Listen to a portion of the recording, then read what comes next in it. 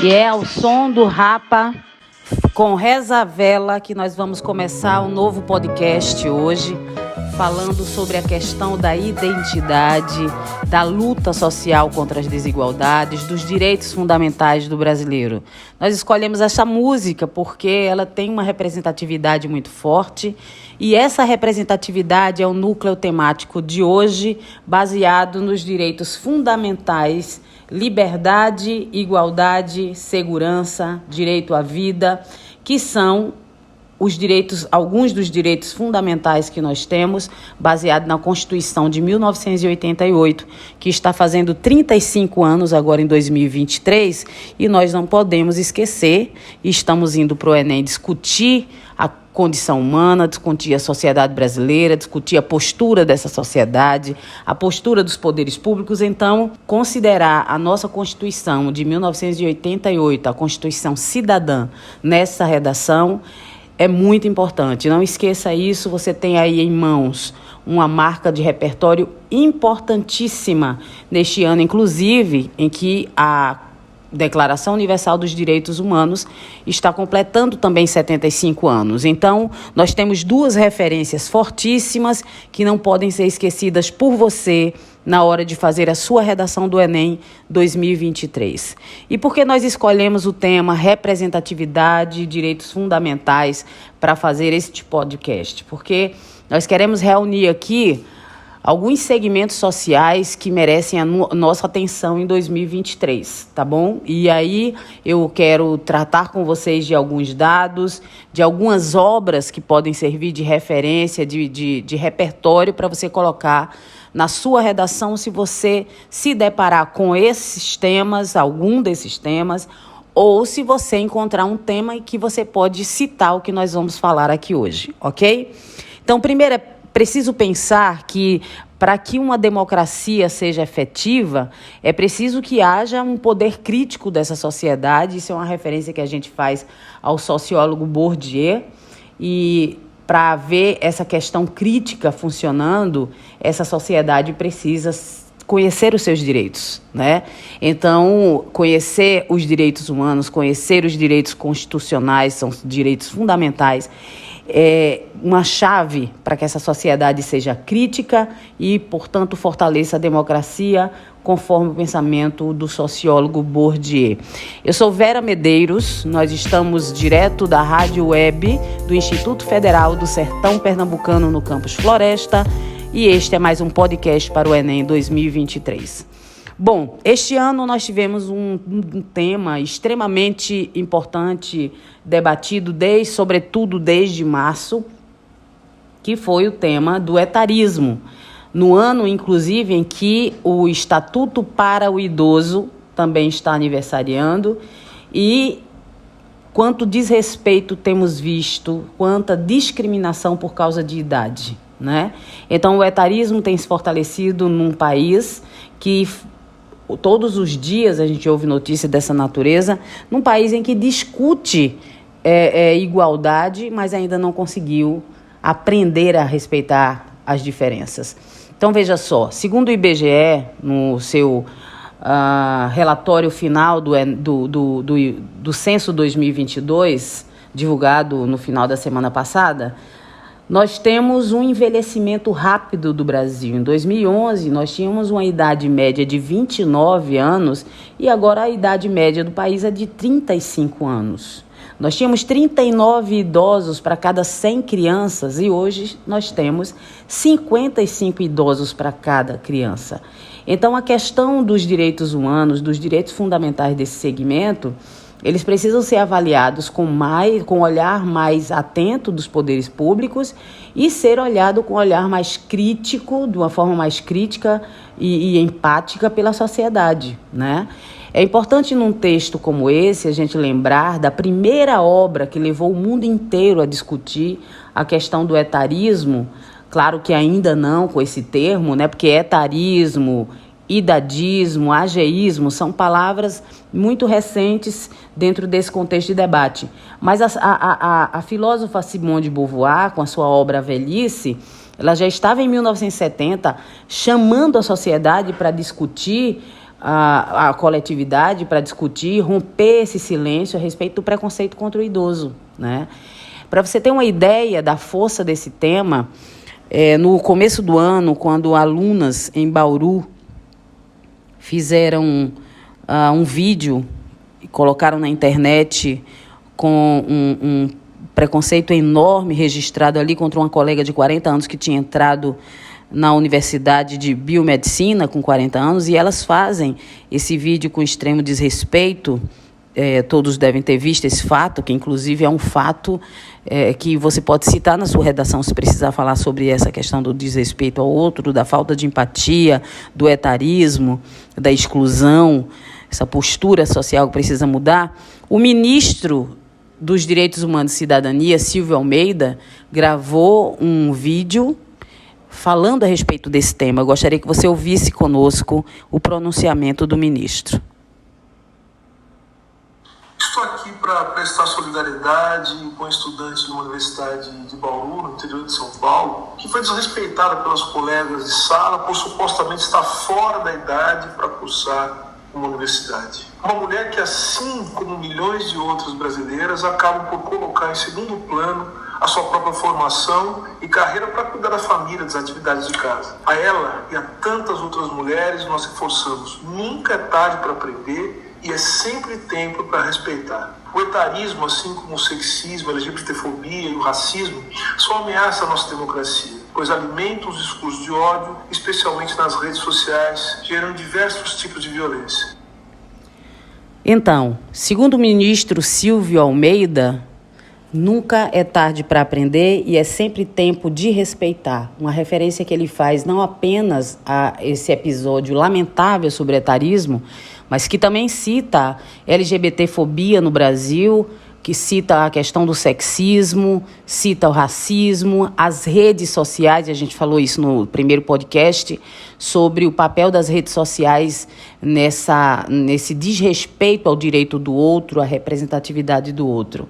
E aí, pegando um gancho no que o ministro disse, nós vamos falar de uma coisa que é igualmente lamentável dentro desse problema de representatividade e de respeito às diferenças, os direitos fundamentais, que é exatamente o papel da mulher nesse discurso, nesse debate.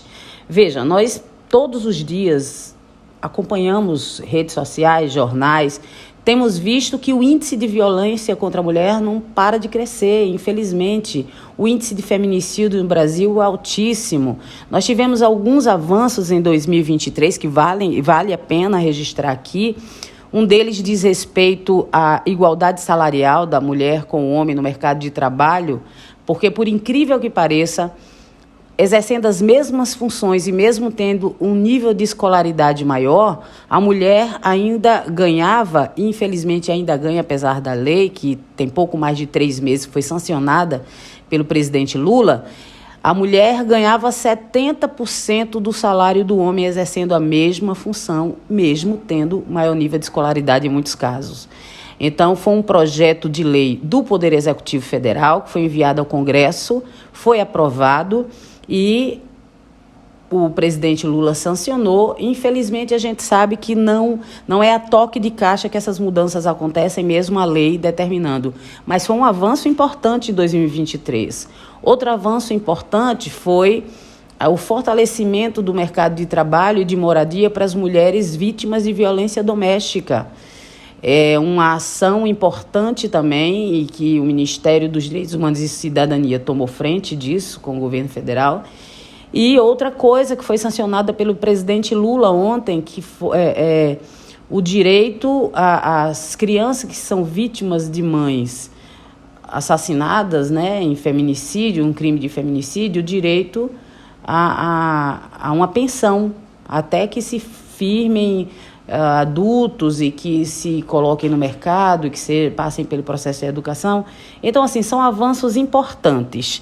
Mas nós temos uma questão extremamente lamentável no Brasil, que praticamente se consolidou este ano, mas foi o Senado deu um freio. A Câmara Federal aprovou uma chamada mini-reforma, que de mini não tem nada, mas teremos outra oportunidade para falar sobre isso, em que os poderes de representatividade das mulheres é enfraquecido.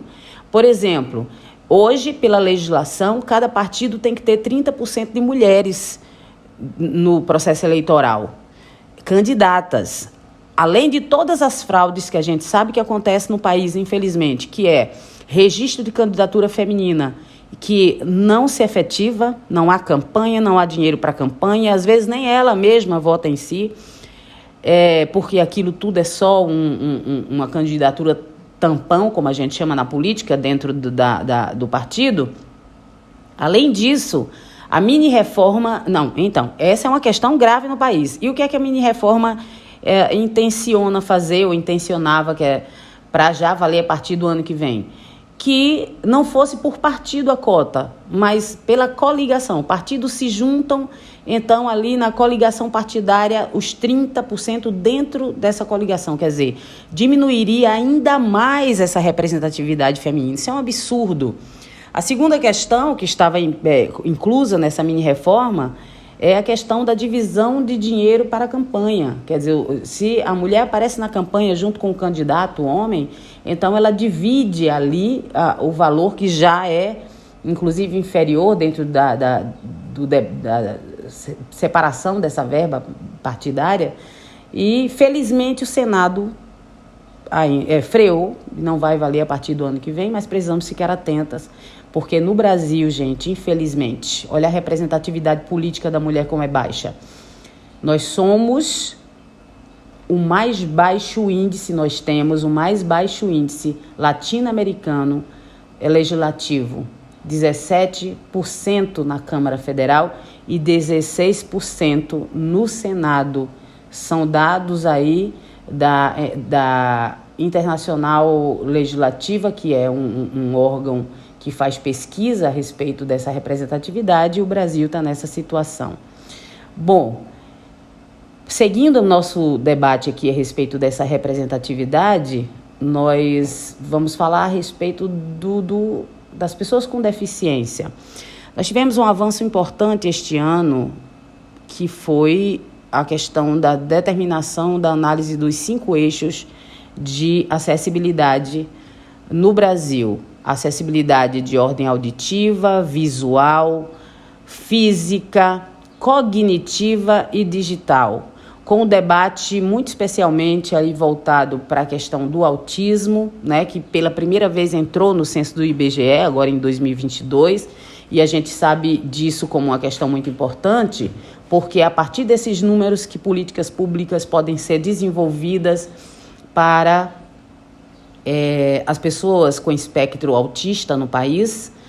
E importante dizer que há uma luta muito grande para que essas pessoas sejam incluídas no mercado de trabalho, porque a representatividade dessas pessoas no mercado de trabalho ainda é baixíssima, 85% estão fora do mercado de trabalho, segundo o IBGE, dos autistas. Então, essa acessibilidade é muito importante e para essa representatividade das pessoas com deficiência no mercado de trabalho. Para se ter uma ideia da gravidade desse problema, veja só, dos 563 parlamentares federais que nós temos, apenas 2 são pessoas com deficiência. Olha como isso é grave. Então, precisamos aumentar essa representatividade no Congresso Nacional, porque a gente sabe que a criação de leis, a luta por direitos, parte dessas pessoas que estão em lugares de poder, né? Para você ter uma ideia, a frase que o Martin Luther King, em 1970, dizia a respeito do termo tokenismo, quer dizer, aquela inclusão simbólica, uma representatividade simbólica, no fundo uma falsa representatividade, né? Quando em outras áreas de poder você tem 100 pessoas de uma postura considerada padrão, ou uma característica considerada padrão, por exemplo, o campo da moda, e você tem um negro, né? No meio de 100 pessoas, você tem uma pessoa com deficiência apenas. Então, Luther King dizia que naquele momento era preciso lutar também contra o tokenismo, e é uma palavra que podemos usar na redação, aí entre aspas, fazer referência a essa ideia de falsa inclusão. Precisamos lutar contra isso, sobretudo. Outro segmento que precisa ser citado dentro desse tema de representatividade e direitos fundamentais são o grupo LGBTQIA+, no Brasil. Nós, infelizmente, ainda somos o país com o maior índice de assassinato de pessoas trans, segundo o Observatório de Violência contra LGBTs no Brasil. É muito grave isso tudo. Tivemos agora uma análise sobre redes sociais, o discurso de ódio, eu disse isso no primeiro podcast. Nos últimos 6 anos, as mulheres, os negros e o segmento LGBTQIA+, os 3 segmentos com maior índice de discurso de vítimas de discurso de ódio nas redes sociais brasileiras. Isso é muito grave. Então, tratamos no primeiro podcast, eu gostaria de reforçar neste também, do Plano Nacional de Educação para os Direitos Humanos, que precisa ser fortalecido.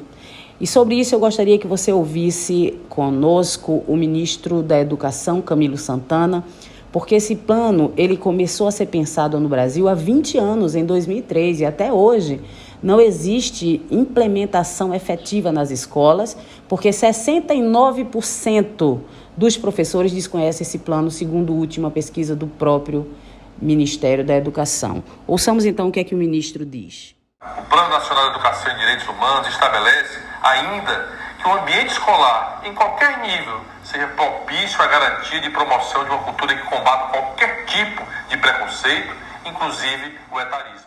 Então, na fala do ministro Camilo Santana, o Plano Nacional de Educação para os Direitos Humanos deve ser responsável pela conscientização social a respeito de todos esses problemas que nós temos citado aqui. Você pode, inclusive, usar como intervenção na sua redação isso aí, né? Porque preparar os professores, primeiro, né, para exercer esse papel de mediador entre a sociedade e o conhecimento dos direitos humanos, fazer com que as escolas conheçam o Plano Nacional para que ele, de fato, seja efetivado. Porque, para termos uma ideia, os casos de racismo no Brasil aumentaram 68% nos últimos anos.